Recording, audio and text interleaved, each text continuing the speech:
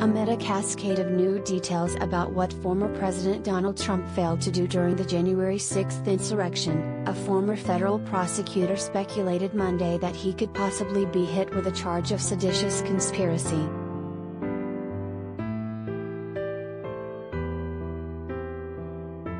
There is a crime making it illegal to corruptly impede or obstruct an official proceeding, which includes proceedings before Congress, former U.S. Attorney Barbara McQuade said on MSNBC, referring to the certification of presidential electoral votes that was held up by the January 6th insurrection. If he, Trump, had the power to stop that riot from happening and to permit the vote to go forward, his failure to do that could be that effort to corruptly obstruct the official proceeding.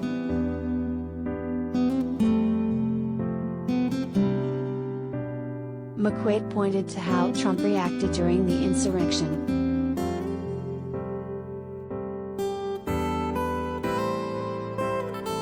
"We've got this 187 minutes when he sat and did nothing, despite the fact that he knew that this violence and disruption was occurring. Is it because it was all part of a larger plan?" she asked.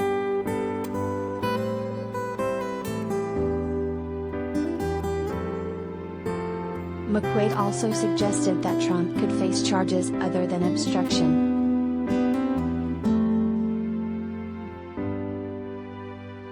"I think we could also look at conspiracy to defraud the United States. That just means trying to impede the normal functioning of government, all the way up to seditious conspiracy, which is a conspiracy to oppose by force the authority of the United States," she said.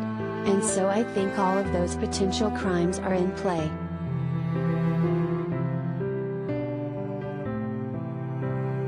Both Cheney, the vice chair of the House Select Committee investigating the January 6th insurrection, and Representative Benny Thompson, D-Miss, who chairs the panel, have discussed Trump's inaction as he watched the violence at the U.S. Capitol on TV in the White House.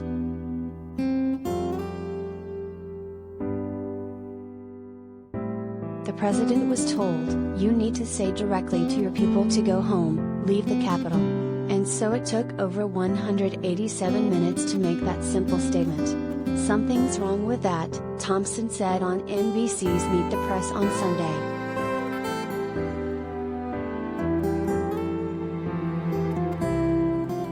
Cheney told ABC News this week that Trump was transfixed by the violence on his TV screen and repeatedly resisted requests for him to intervene, including those made by his own family.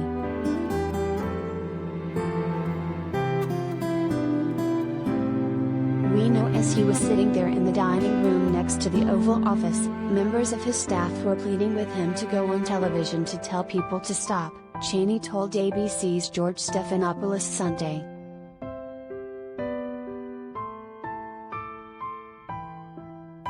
"We have first-hand testimony that his daughter Ivanka went in at least twice to ask him to please stop this violence," said Cheney.